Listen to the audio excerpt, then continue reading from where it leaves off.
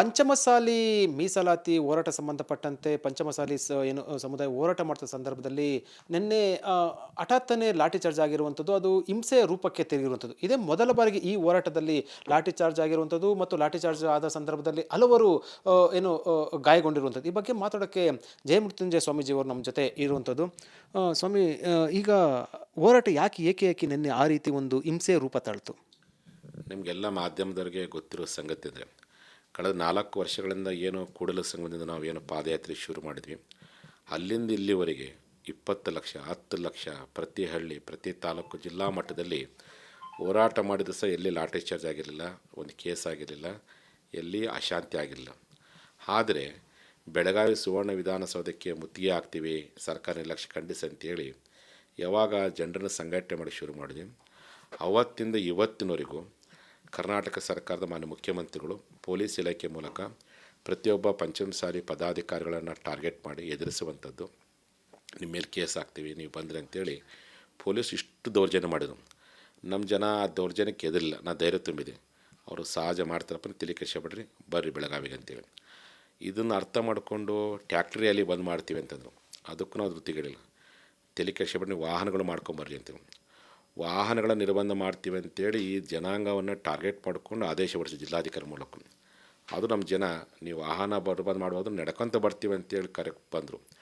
ಇದು ಸಹಿಸೋಕ್ಕಾಗಲಿಲ್ಲ. ಕೊನೆಗೆ ಸರ್ಕಾರ ನಮ್ಮ ಹೋರಾಟಕ್ಕೆ ಮಾಡೋದು ಅದರ ಆರ್ಡ್ರ್ ವಾಪಸ್ ತೆಗೆದುಕೊಳ್ತು. ಶಾಂತಿಯುತ ಹೋರಾಟ ಮಾಡ್ತೀವಿ, ಒಂದು ಜಾಗ ಫಿಕ್ಸ್ ಮಾಡಿರಿ ಅಂತಂದ್ರೆ ಅದಕ್ಕೂ ಅವಕಾಶ ಕೊಡಲಿಲ್ಲ. ಅದನ್ನು ನಾವು ಹೋರಾಟ ಮಾಡಿದ್ವಿ. ಇಷ್ಟೆಲ್ಲ ಮಾಡಿ ಏನಾಗ್ಬಿಡ್ತು, ಮುಖ್ಯಮಂತ್ರಿಗಳಿಗೆ ಹತಾಶೆಗೊಂಡರು. ನಾನು ಲಿಂಗಾಯತರ ಹೋರಾಟವನ್ನು ಹತ್ತಿಕ್ಕಬೇಕು ಅಂತ ಇಷ್ಟೆಲ್ಲ ಮಾಡಿದರು, ಈ ಜನ ಏನಪ್ಪ ಇಷ್ಟೊಂದು ಹೋರಾಟ ಮಾಡಿ ತಯಾರಾಗಿರಲ್ಲ, ಅದು ಅವ್ರಿಗೆ ಏನಾಗ್ಬಿಡ್ತು, ಹತಾಶೆಗೊಂಡು ಇವ್ರ ಮೇಲೆ ಪ್ರತೀಕಾರ ತೀರಿಸ್ಕೊಳ್ಬೇಕು ಅನ್ನೋ ಕಾರಣಕ್ಕೆ ಪಿತೂರಿ ಮಾಡಿ ನಮ್ಮ ಜನಾಂಗದವ್ರ ಮೇಲೆ ಹೇಗಾದರೂ ಮಾಡಿ ಹಲ್ಲೆ ಮಾಡಬೇಕು, ಲಾಠಿ ಚಾರ್ಜ್ ಮಾಡಿಸ್ಬೇಕು, ಹಿಂಸಾತ್ಮಕವಾದಂಥ ಕೃತ್ಯ ಮಾಡಬೇಕು ಅಂತ ತಿಳ್ಕೊಂಡು ಕೆಲವೊಂದು ಲಿಂಗಾಯತ ವಿರೋಧಿ ಪೊಲೀಸ್ ಅಧಿಕಾರಿಗಳಿಗೆ ಪ್ರಚೋದನೆ ಕೊಟ್ಟು, ನೀವು ಅವ್ರ ಮೇಲೆ ಹಲ್ಲೆ ಮಾಡಿರಿ, ಲಾಠಿ ಚಾರ್ಜ್ ಮಾಡಿರಿ, ರಕ್ತ ಹರಿಸ್ರಿ, ಇದರಿಂದ ಎಂದೂ ಪಂಚಮಸಾಲಿಗಳು ಲಿಂಗಾಯತರು ನಾವು ಸರ್ಕಾರ ಇರೋವರೆಗೆ ಧ್ವನಿ ಎತ್ತಬಾರ್ದು ಅನ್ನುವಂಥ ಒಂದು ಪಿತೂರಿ ಮಾಡಿ ಷಡ್ಯಂತ್ರ ಮಾಡಿ ನಿನ್ನೆ ಘಟನೆಗೆ ಕಾರಣನೇ ಕರ್ನಾಟಕ ಸರ್ಕಾರ. ಅಂದು ಬಸವಣ್ಣವರು ಕಲ್ಯಾಣ ಕ್ರಾಂತಿಯ ಸಂದರ್ಭದಲ್ಲಿ ಕೊಂಡಿ ಮಂಚಣ್ಣ ಅಂತ ಒಬ್ಬ ಮಂತ್ರಿ ಇದ್ದ, ಅವನು ಇದೇ ರೀತಿಯಾಗಿ ಲಿಂಗಾಯತರ ಮೇಲೆ ಹತ್ಯೆ ಮಾಡಿದ್ದ. ಅಲ್ಲಿಂದ ಇಲ್ಲಿವರೆಗೂ ಸ್ವತಂತ್ರ ಭಾರತದೊಳಗಡೆ ಯಾವ ಮುಖ್ಯಮಂತ್ರಿಗಳು, ಯಾವ ಸರ್ಕಾರಗಳು ಲಿಂಗಾಯತ ವಿರೋಧಿಯಾಗಿರ್ತಕ್ಕಂಥ ನೀರುಗಳನ್ನು ತೆಗೆದುಕೊಂಡಿರ್ಬೋದು, ಲಿಂಗಾಯತ ರಾಜಕಾರಣಿಗಳನ್ನು ನೋವು ಕೊಟ್ಟಿರ್ಬೋದು, ಅದು ಲಿಂಗಾಯತರ ಮೇಲೆ ಹಲ್ಲೆ ಮಾಡುವಂಥ ಪ್ರಯತ್ನವನ್ನು ಯಾರೂ ಮಾಡಿದ್ದಿಲ್ಲ. ಫಸ್ಟ್ ಟೈಮ್ ಭಾಳ ನೋವು ಅನಿಸುತ್ತೆ, ಮುಖ್ಯಮಂತ್ರಿಗಳ ಈ ಸರ್ಕಾರ ಲಿಂಗಾಯತರ ಮೇಲೆ ಮರಣಾಂತಿಕ ಹಲ್ಲೆ ಮಾಡಿ ದೌರ್ಜನ್ಯ ಮಾಡಿ ಕುಖ್ಯಾತಿಯನ್ನು ಪಡೆದಿದೆ ಅನ್ನುವಂಥ ಆಕ್ರೋಶವನ್ನು ಈ ಸಂದರ್ಭದಲ್ಲಿ ಇಚ್ಛೆಪಡ್ತೀನಿ. ನಮ್ಮ ಜನಾಂಗದ ನ್ಯಾಯಯುತವಂತ ಹೋರಾಟಕ್ಕೆ ಮುಖ್ಯಮಂತ್ರಿಗಳು ಸ್ಪಂದಿಸಬೇಕನ್ನೋ ಉದ್ದೇಶಕ್ಕೆ ನಾವು ಲಕ್ಷಾಂತರ ಸಂಖ್ಯೆಯಲ್ಲಿ ಸೇರಿದ್ವಿ. ನಮ್ಮ ಬಯಕೆ ಏನಿತ್ತು, ಮಧ್ಯಾಹ್ನ 1:30 ಆದರೂ ಸಹ ಸರ್ಕಾರ ಯಾವ ಪ್ರತಿನಿಧಿ ಬರಲಿಲ್ಲ. ಮುಖ್ಯಮಂತ್ರಿಗಳು ಇಲ್ಲಿಯೇ ಬರಬೇಕು, ನಮ್ಮ ಅಳಲನ್ನು ಕೇಳಿ ಸರ್ಕಾರದ ನಿಲುವನ್ನು ಪ್ರಕಟಿಸಿಕೊಂಡು ಭರವಸೆ ತುಂಬಲಿ ಅಂತ ಬಯಕೆ ಇತ್ತು. ಕೊನೆಗೆ ಮುಖ್ಯಮಂತ್ರಿಗಳು ಏನು ಮಾಡಿದರು, 3 ಜನ ಸಚಿವರು ಕಳಿಸಿದರು. ಆ 3 ಜನ ಸಚಿವರುಗಳು ಬಂದಂಥವ್ರು ಅವ್ರ ಬಾಯಲ್ಲಿ, ನಾ ಎಲ್ಲರ ಪರವಾಗಿ ಮಾದೇವಪ್ಪರ ಮಾತಾಡಿದ್ರು, ಅವ್ರ ಬಾಯಲ್ಲಿ ಇಲ್ಲ ನಮ್ಮ ಮುಖ್ಯಮಂತ್ರಿಗಳು ನಿಮ್ಮನ್ನು ಮಾತುಕತೆ ಕರೆದು ನೀವು ಬನ್ನಿ ಸ್ವಾಮೀಜಿ ಅಂತ ಅನ್ಲೇ ಇಲ್ಲ, ನೀವೆಲ್ಲ ಟಿ ವಿಯಲ್ಲಿ ಕ್ಲಿಪ್ಪಿಂಗ್ ನೋಡಿರಿ. ಈಗ ಅವರು ಅದನ್ನೇ ಬಂದು ಹೇಳಿರುವಂಥದ್ದು. ಅಂದರೆ ಅಲ್ಲಿ ವಿಜಯಾನಂದ ಕಾಶ್ಯಪ್ನವ್ರು ಸೇರಿದಂತೆ ಬಹುತೇಕ ಸಚಿವರು ಹೇಳ್ತಾ ಇರುವಂಥದ್ದು, ಮಾತುಕತೆಗೆ ಸುವರ್ಣಸೌಧಕ್ಕೆ ಕರೆದಿದ್ರಿ ನಾವು ಜಯಮೂರ್ತಿ ಸ್ವಾಮೀಜಿ ನಿಯೋಗವನ್ನು, ಬರಲಿಲ್ಲ ಅಂತ ಕೇಳೋದು ನಿಜನದು? ನೀವೇ ನೋಡಿದಿರಲ್ಲ, ಇಡೀ ಕೋಟ್ಯಾಂತರ ಕನ್ನಡಿಗರು, ಲಕ್ಷಾಂತರ ಪಂಚಮಸಾಲಿ ಟಿ ವಿ ನೋಡಿದ್ದಾರೆ, ನೀವು ಟಿ ವಿಯಲ್ಲಿ ಸಾಕ್ಷಿ ಇದೆ. ಮಾದೇವಪ್ಪನವರ ಮಾತಿನಲ್ಲಿ ನಿಮ್ಮ ಅಭಿಪ್ರಾಯವನ್ನು ಕೇಳಲಿಕ್ಕೋಸ್ಕರ ಬಂದಿದ್ದು ಸ್ವಾಮೀಜಿ ಅಂದರೆ ಹೊರತು ಮುಖ್ಯಮಂತ್ರಿ ನಿಮ್ಮನ್ನು ಮಾತುಕತೆ ಕರೆದೇವೆ ಅಂತೇಳಿ ಬಂದಲೇ ಇಲ್ಲ. ಮಾತುಕತೆ ಕರೆದೇ ಇಲ್ಲ ಅಂದರೆ ಇದು ಮುಖ್ಯಮಂತ್ರಿಗಳ ಬಳಿ ಮಾತುಕತೆಗೆ ಬನ್ನಿ ಅಂತ ಯಾರು ಹೇಳಿಲ್ಲ. ಯಾರು ಹೇಳಿಲ್ಲ, ನೀವೇ ಸಾಕ್ಷಿ ಇದಿರಲ್ಲ, ಟಿ ವಿಯಲ್ಲಿ ಲೈವ್ ಸಾಕ್ಷಿ ಇದೆಯಲ್ಲ, ನಮ್ಮ ಎಲ್ಲ ಸೋಷಿಯಲ್ ಮೀಡಿಯಾದ ಸಾಕ್ಷಿ ಇದೆಯಲ್ಲ. ಮಾದೇವಪ್ಪನವ್ರ ಬಾಯಲ್ಲಿ ಹಂಗೆ ಏನೋ ಬಂದಿದ್ರೆ ನಾವು ಹೋಗ್ತಿದ್ವಿ ನಾವು ಒಂದು 10 ಜನ ಕರ್ಕೊಂಡು ಸಿ ಎಮ್ ಹತ್ರ ಹೋಗ್ತಿದ್ವಿ, ಮಾತುಕತೆ ಮಾಡ್ತಿದ್ವಿ. ಅವ್ರೇನು ಭರವಸೆ ಕೊಡ್ತಿದ್ರು ಅಥವಾ ಅವ್ರೇನು ತನ್ನ ಸಮಾಜ ತಿಳಿಸ್ತೀವಿ. ನಾವು ಲ್ಯಾಂಡ್ ಆರ್ಡರ್ ಪ್ರಾಬ್ಲಮ್ ಆಗಬಾರ್ದ ಕಾರಣಕ್ಕೆ ಸಿ ಎಮ್ ಇಲ್ಲಿ ಬರಲಿ, ದೊಡ್ಡ ಸಮುದಾಯ ನಮ್ಮ ಜನಾಂಗದ ಹೋರಾಟದ ಮೂಲಕವಾಗಿಯೇ ಇವತ್ತು ನಿಮ್ಮ ಸರ್ಕಾರಕ್ಕೆ ಲಿಂಗಾಯತರು ಓಟ್ ಹಾಕಿದ್ದಾರೆ. ಹಾಗಾಗಿ ನೀವು 2 ವರ್ಷಗಳ ಕಾಲ ಇದಕ್ಕೆ ಸ್ಪಂದನೆ ಮಾಡಿದ ಕಾರಣಕ್ಕೆ ಹೋರಾಟ ಕರೆ ಕೊಟ್ಟಿದ್ವಿ, ನೀವು ಬಂದು ಭರವಸೆ ಕೊಡ್ರಿ ಅಂತೇಳಿ ಒಂದು ಬಯಕೆಗಿತ್ತು. ಇವ್ರು ಮಂತ್ರಿ ಕಳಿಸ್ತಾರೆ, ಮಂತ್ರಿಗಳು ಮಾತಿಗೆ ನಮ್ಮ ಜನ ಒಪ್ಪಲಿಲ್ಲ, ಸಿ ಎಮ್ ಬರಬೇಕು ಅಂದರು. ಸಿ ಎಮ್ ಬರೋಕ್ಕೆ ಸಾಧ್ಯ ಇಲ್ಲ ಅಂದಾಗ ಹಂಗೆ ನಾವೇ ಸಿ ಎಮ್ ಹತ್ರ ಓದುತ್ತಂತೆ ಶಾಂತಿಯುತವಾಗಿ ನಾವೆಲ್ಲ ಹರ ಹರ ಮಹಾದೇವ್ ಅಂತ ಘೋಷಣೆ ಮಾಡ್ತಾ ಹೋದ ಸಂದರ್ಭದಲ್ಲಿ ಏನು police commissioner Eda Martin, police ADGP Yatindra ಮತ್ತು ಗಡೇಕರ್ ಅಂತ ಒಬ್ಬ DYSP ಉದ್ದೇಶಪೂರ್ವಕವಾಗಿ ಬಿಂಡ್ರೆಸ್ ಮೇಲೆ ಪೊಲೀಸರು ನೇಮಕ ಮಾಡಿ ನಮ್ಮ ಜನಾಂಗದ ಹೋರಾಟಗಾರರ ಮೇಲೆ ಕಲ್ಲು ಬೀಸುವಂತಹ, ನಮ್ಮ ಜನಾಂಗರನ್ನ ಹೊಡೆಯುವಂಥ ಕೆಲಸವನ್ನು ಮೊದಲು ಮಾಡಿದ್ದೇ ಅವರು. ನಮ್ಮ ಜನ ಅದು ನುಗ್ಲಿಕ್ಕೆ ಪ್ರಯತ್ನ ಪಟ್ಟರು. ಎಷ್ಟು ಹಲ್ಲೆ ಮಾಡ್ಯಾರಪ್ಪ ಅಂದ್ರೆ ಮಾರಣಾಂತಿಕ ಹಲ್ಲೆ. ಅವ್ರಿಗೆ ಉದ್ದೇಶ ಅಂದರೆ ಲಿಂಗಾಯತರ ಧ್ವನಿಯನ್ನು ಅಡಗಿಸ್ಬೇಕು. ಲಿಂಗಾಯತರು ಯಾವತ್ತು ಓಟ್ ಹಾಕುವಂಥ ನಾವು ಹೇಳ್ದಂಗೆ ನಮಗೆ ಗುಲಾಮರಾಗಿ ಬಿದ್ದಿರಬೇಕು, ನಾವು ಕೊಟ್ಟಂಥ ಅಧಿಕಾರದ ಎಂಜಲಾಸೆಗೆ ಇವರು ಮನೇಲಿ ಇರಬೇಕು ಅನ್ನೋವಂಥ ಉದ್ದೇಶ ಇತ್ತು. ಯಾವಾಗ ಈ ಹೋರಾಟ ಪುಟ್ಟಿದ್ದು ಹೇಳ್ತಿಲ್ಲ, ಇಷ್ಟೆಲ್ಲ ಮಾಡಿದ ಲಕ್ಷಗಟ್ಟಲೆ ಜನ ಸೇರಲಂತ ಆ ಹೊಟ್ಟೆ ಕಿಚ್ಚು ನಮ್ಮ ರಾಜ್ಯದ ಮುಖ್ಯಮಂತ್ರಿಗೆ ಸಹಿಸೋಕ್ಕಾಗಲಿಲ್ಲ. ಹೆಂಗಾದ್ರೂ ಮಾಡಿ ಅವ್ರನ್ನ ಹಣಿಬೇಕು ಅನ್ನೋ ಕಾರಣಕ್ಕೆ ಪ್ರಯತ್ನ ಪಟ್ಟರು. ಇನ್ನೂ ಕೆಲವು ಹೇಳ್ತಾಯಿದ್ರು, ಸ್ವಾಮೀಜಿ ಇನ್ನೂ ಸ್ವಲ್ಪ ನೀವು ಜೋರು ಮಾಡಿದರೆ ನಿಮ್ಮ ಮೇಲೆ ಗುಂಡಿನ ದಾಳಿ ಮಾಡಲಿಕ್ಕೂ ರೆಡಿ ಇದ್ರು ಎನ್ನುವಂಥ ಒಂದು ಆತಂಕಕಾರಿ ವಿಚಾರ ಇವತ್ತು ಬೆಳಕಿಗೆ ಬಂದಿದೆ. ಗುಂಡಿ ಹಾಕೋಕ್ಕೂ ರೆಡಿ ಇದ್ರು ಅಂತ. ಯಾಕಂದರೆ ಜಿಲ್ಲಾಧಿಕಾರಿಯೂ ಸಹ ಲಿಂಗಾಯತ ವಿರೋಧಿ, ಜಿಲ್ಲಾ ಕಮಿಷನರು ಸಹ ಲಿಂಗಾಯತ ವಿರೋಧಿ, DYSPನೂ ಸಹ ಲಿಂಗಾಯತ ವಿರೋಧಿ. ಎಲ್ಲರೂ ಕೂಡಿಕೊಂಡು ಪಿತೂರಿ ಮಾಡಿ ಈ ಜನಾಂಗವನ್ನು ಧ್ವನಿಯನ್ನು ಅಡಗಿಸ್ಬೇಕು ಅಂತ ಪ್ರಯತ್ನ ಮಾಡಿದ್ರು. ನನಗೆ ನೋವಾಗಿರ್ಬೋದು, ಆದರೆ 4 ವರ್ಷಗಳ ಹೋರಾಟ ಶಾಂತಿ ಹೋರಾಟ ಆಗಿತ್ತು. ಮುಖ್ಯಮಂತ್ರಿಗಳು ಮಾರಣಾಂತಿಕ ಹಲ್ಲೆ ಮಾಡಿಸಿ ಈ ಪಂಚಮಸಾಲಿಗಳ ಹೋರಾಟವನ್ನು ಕ್ರಾಂತಿ ಮಾಡಲಿಕ್ಕೆ ಅವಕಾಶ ಮಾಡಿಕೊಟ್ಟಿದ್ದಾರೆ. ನಾವು ಶಾಂತಿಗಾಗಿ ಕ್ರಾಂತಿ ಮಾಡಿ ನಮ್ಮ ಹಕ್ಕನ್ನು ಪಡೆದೇ ತಿರ್ತೀವಿ. ನೀವು ಕೊಡದೇ ಇದ್ರೂ ಪೂರಾಗಿಲ್ಲ, ಮುಂದೆ ಬರುವಂಥ ಯಾವ ಸೇಮ್ ಇರ್ತಾರಲ್ಲ ಅವನ ಮೂಲಕವಾಗಿ ಮೀಸಲಾತಿ ಪಡಿತೀವಿ ಹೊರತು ಹೋರಾಟವನ್ನು ಯಾವ ಕಾರಣಕ್ಕೆ ನಿಲ್ಲಿಸಲಿಕ್ಕೆ ಸಾಧ್ಯವಿಲ್ಲ. ನೀವು ಅಂದ್ಕೊಂಡಿರ್ಬೋದು ಲಾಠಿ ಏಟು, ಬೂಟಿನ ಏಟು, ಹಲ್ಲೆ ಮಾಡೋ ಪ್ರಯತ್ನ ಮಾಡಿದ್ವಿ ಏನಾದ್ರು ನಿಲ್ಲಿಸ್ತೀವಿ ಅಂತಂದರೆ ಅದು ನಿಮ್ಮ ಪೂರ್ವಗ್ರಹ ಪೀಡಿತವಾಗಿರ್ತಕ್ಕಂಥ ಉದ್ದೇಶ ಅಂತ ಅನ್ಕೊತೀವಿ. ಅದು ನಿಮ್ಮ ಭ್ರಮೆ. ನಾವು ಖಂಡಿತವಾಗಿ ನ್ಯಾಯ ಪಡಿತೀವಿ. ಸಂವಿಧಾನವನ್ನು ನೀವು ಮಾತ್ರ ಓದಿಲ್ಲ, ನಾವು ಸಂವಿಧಾನ ಓದಿದ್ದೀವಿ, ನಾವು ಕಾನೂನು ಓದಿದ್ದೀವಿ.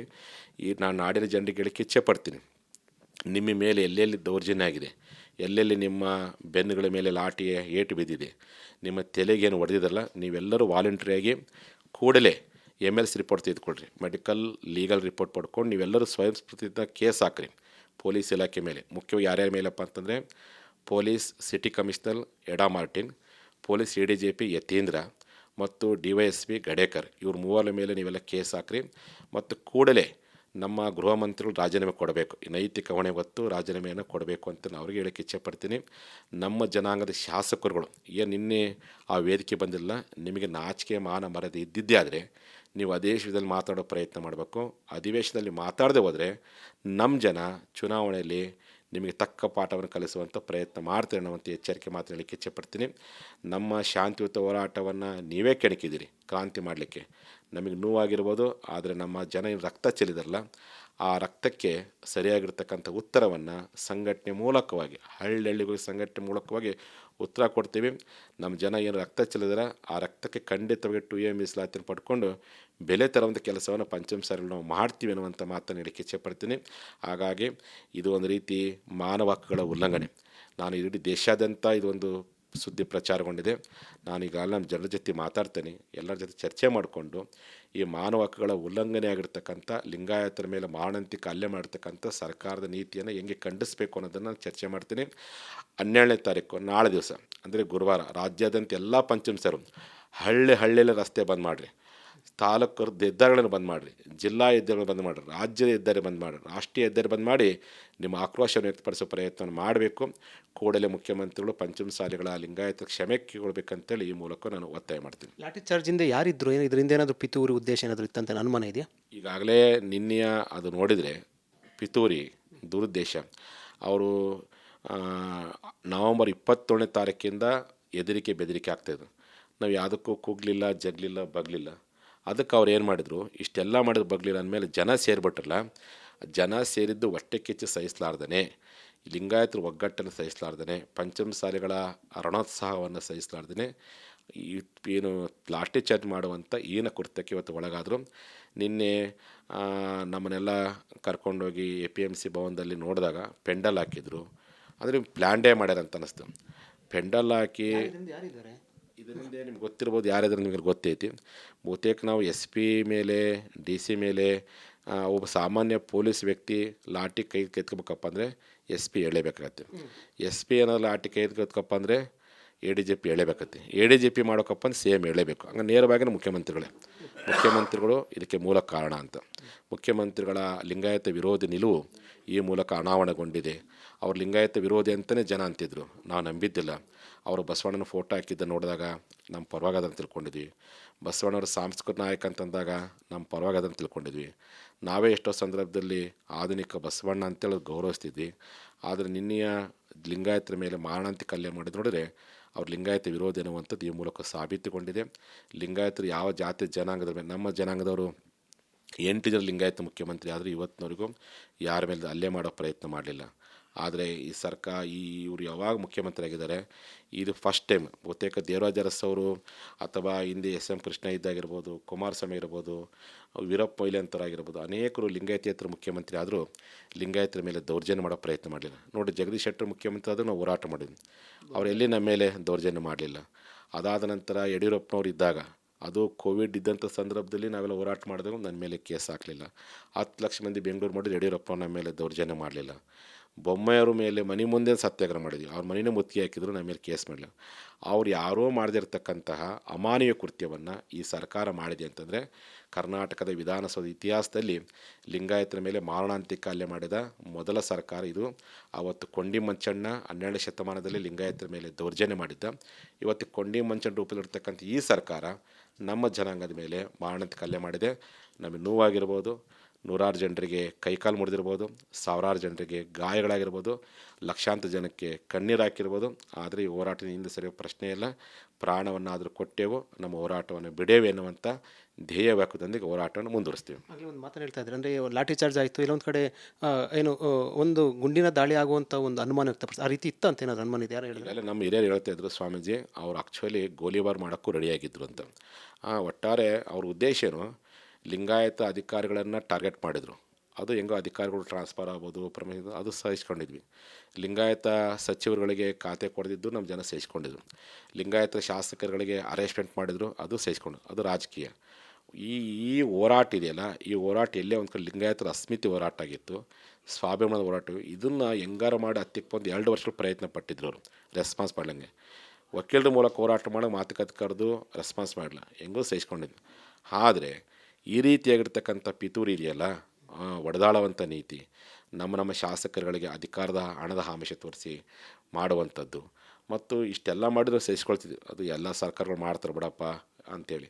ಬಟ್ ಮಾರಣಾಂತಿಕವಾದಂಥ ಹಲ್ಲೆ ಮಾಡಲಿಕ್ಕೆ ಪೊಲೀಸರಿಗೆ ಆದೇಶ ಮಾಡಿದ್ದಿಲ್ಲ, ಅದು ಸರಿಯಲ್ಲ ಅಂತ ಅಂಥ ನಿರೀಕ್ಷೆ ನಮ್ಮ ಅಂದಿಲ್ಲ. ಯಾಕಂದ್ರೆ ನಾವು ಸಿದ್ದರಾಮಯ್ಯ ಭಾಳ ಗೌರವ ಇತ್ತು. ಯಾಕಂದರೆ ಅವ್ರು ಅಹಿಂದ ಚಳವಳಿ ಮಾಡಿದಾಗ ನಾನು ದಾವಣಗೆರೆಯಲ್ಲಿದ್ದೆ, ಮೊದಲ ಬಾರಿಗೆ ಅವ್ರಿಗೆ ಬೆಂಬಲ ಕೊಟ್ಟಿದ್ದೆ. ಅವತ್ತಿಂದ ಇವತ್ತಿನವರೆಗೂ ಅವ್ರ ಜೊತೆ ನಮ್ಮದು ವೈಚಾರಿಕ ಸಂಬಂಧ ಇತ್ತು, ಸಾಮಾಜಿಕವಾದಂಥ ಸಂಬಂಧ ಇತ್ತು.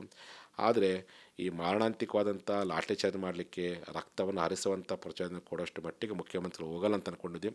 ಇದು ಹೋಗಿದ್ದು ನಿಜವಾಗ್ಲೂ ನೋವಾಗಿದೆ. ನಾವು ಶಾಂತಿಯಿಂದ ಬುದ್ಧ ಬಸವ ಅಂಬೇಡ್ಕರ್ ತತ್ವದಂತೆ ಪ್ರಾಮಾಣಿಕ ಹೋರಾಟ ಮಾಡ್ತೀವಿ. ಇನ್ಮೇಲೆ ಕ್ರಾಂತಿಯ ಹೋರಾಟವನ್ನು ಶುರು ಮಾಡ್ತೀವಿ. ನಮ್ಮ ಹಕ್ಕನ್ನು ನಾವು ಪಡ್ಕೊಳ್ತೀವಿ. ನಾನು ಸಿದ್ದರಾಮಯ್ಯ ಹೇಳಕ್ಕೆ ಇಚ್ಛೆಪಡ್ತೀನಿ, ನಮ್ಮ ಮೇಲೆ ಇಷ್ಟಕ್ಕೊಂದು ದೌರ್ಜನ್ಯ ಮಾಡಿ ರಕ್ತ ಹರಿಸೋದು, ಇಂಥ ಪಿತೂರಿ ಮಾಡೋದಕ್ಕಿಂತ ನೀವು ನೇರವಾಗಿ ಹೇಳ್ಬಿಡ್ರಿ, ನಾನು ಮುಖ್ಯಮಂತ್ರಿ ಇರೋವರೆಗೂ ಪಂಚಮ ಶಾಲೆಗಳಿಗೆ ನಾನು ಮೀಸಲಾತಿ ಕೊಡೋದಿಲ್ಲ, ನಾನು ಮುಖ್ಯಮಂತ್ರಿ ಆಗಿರೋವರೆಗೂ ಲಿಂಗಾಯತರಿಗೆ OBC ರೆಕಮೆಂಡ್ ಮಾಡಲ್ಲ ಅಂತ ಹೇಳ್ಬಿಡ್ರಿ. ನಾವು ಹೋರಾಟ ಮಾಡೋದನ್ನೇ ಹೋಗೋದಿಲ್ಲ, ಸಂಘಟನೆ ಮಾಡ್ತೀನಿ. 2025ಕ್ಕೆ ನಮ್ಮ ಭಾವನೆಗಳನ್ನು ಯಾವ ಸರ್ಕಾರ ಸ್ಪಂದನೆ ಮಾಡುತ್ತೋ, ನಮ್ಮ ಹಕ್ಕುಗಳಿಗೆ ಯಾರು ಕೊಡ್ತೀವಿ ಅಂತ ಹೇಳ್ತಾರೋ ಅಂಥ ಸರ್ಕಾರ ಅಧಿಕಾರ ತರಲಿಕ್ಕೆ ನಾವು ಪ್ರಯತ್ನ ಮಾಡ್ತೀವಿ. ಇದನ್ನು ಸ್ಪಷ್ಟವಾಗಿ ಹೇಳ್ಬಿಡಲಿ ಅಂತ ಮುಖ್ಯಮಂತ್ರಿಗಳು.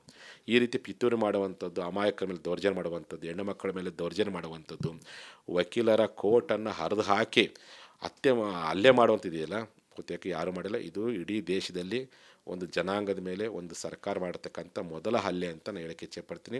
ಹಾಗಾಗಿ ಇದ್ರ ಬಗ್ಗೆ ಮುಂದಿನ ಹೋರಾಟವನ್ನು ಯಾವ ರೀತಿ ಮಾಡ್ಬೇಕು ಅನ್ನೋದನ್ನು ಇನ್ನು ಕೆಲವೇ ನಿಮಿಷಗಳನ್ನ ಚರ್ಚೆ ಮಾಡಿ ಜನರ ಸಂದೇಶವನ್ನು ತಿಳಿಸ್ತೀವಿ. ಈಗ ವಿಜಯೇಂದ್ರ ಕಾಶ್ಯಪ್ನವರು ಕೂಡ ಅವರು ಹೇಳಿದ್ರು, ಇದು ಹೋರಾಟ ಬಸನಗೌಡ ಪಾಟೀಲ್ ಯತ್ನಾಳ್ ಅವರ ಹೋರಾಟ ಆಗಿದೆ. ಸೊ ನಿಮ್ಮ ವಿರುದ್ಧ ಒಂದಷ್ಟು ಆರೋಪ ಮಾಡಿರುವಂಥದ್ದು. ನೋಡಿರಿ, ಅವರು ನಮ್ಮವರಿದ್ದಾರೆ. ಅವರು ಏನೇ ನೆಗೆಟಿವ್ ಸ್ಟೇಟ್ಮೆಂಟ್ ಕೊಟ್ಟರು ನಾವು ಉತ್ತರ ಕೊಡೋಕ್ಕೆ ಹೋಗಲ್ಲ. ಇಡೀ ಅಲ್ಲ 99.99% ಜನಪ್ರತಿನಿಧಿಗಳು ನಮಗಿರ್ಬೇಕಾದ್ರೆ ಒಬ್ಬರು ಯಾರು ನೆಗೆಟಿವ್ ಕೊಡ್ತಾರಂತ ನಾವು ಯಾಕೆ ಉತ್ತರ ಕೊಡೋದು? ಅದನ್ನು ನಿರ್ಲಕ್ಷ್ಯ ಮಾಡ್ತೀವಿ. ಅವರಿಗೆ ಒಳ್ಳೆ ಮನಸ್ಸು ಪರಿವರ್ತನೆ ಅಂತ ಅಷ್ಟೇ ಹೇಳಕ್ಕೆ ಇಚ್ಛೆಪಡ್ತೀನಿ. ನಿಮ್ಮ ಮೇಲೆ ದಾಳಿ ಮಾಡುವಂಥ ಅನುಮಾನ ಅಥವಾ ಆತಂಕ ಏನಾದರೂ ಇತ್ತ ನಿನ್ನೆ ನಿಮಗೆ, ನಿಮ್ಮ ಅಕ್ಕಪಕ್ಕದಲ್ಲಿದ್ದು ಅಂತ ಹೇಳೋದು ನೀವು ಹೇಳ್ತಾ ಇದ್ದಾಗಲೇ, ಅಂದರೆ ಗುಂಡಿನ ದಾಳಿ ಆಗುವಂಥ ಒಂದು ಅನುಮಾನ ಇತ್ತು ಹೇಳ್ತಾ ಇದ್ರು ಅಂತ, ನಿಜನದು? ಅದು ನನಗಂತೂ ಹಂಗೆ ಅನ್ನಿಸ್ಲಿಲ್ಲ. ನಾನು ಸತ್ಯಕ್ಕೆ ನಾನು ನಿನ್ನೆ ಆ ರಸ್ತೆ ಮೇಲೆ ದಾಟ್ಕೊಂಡು ಹೊಂಟಾಗ ನಾನು ಅಲ್ಲೇ ಕೂತ್ಕೊಂಡು ಧರಣಿ ಮಾಡ್ತಾಯಿದ್ವಿ. ನಮ್ಮ ಜನ ಬಂದು ನನ್ನ ರಕ್ಷಣೆ ಮಾಡಿದರು. ನಾನು ಸೇಫ್ ಆದೆ.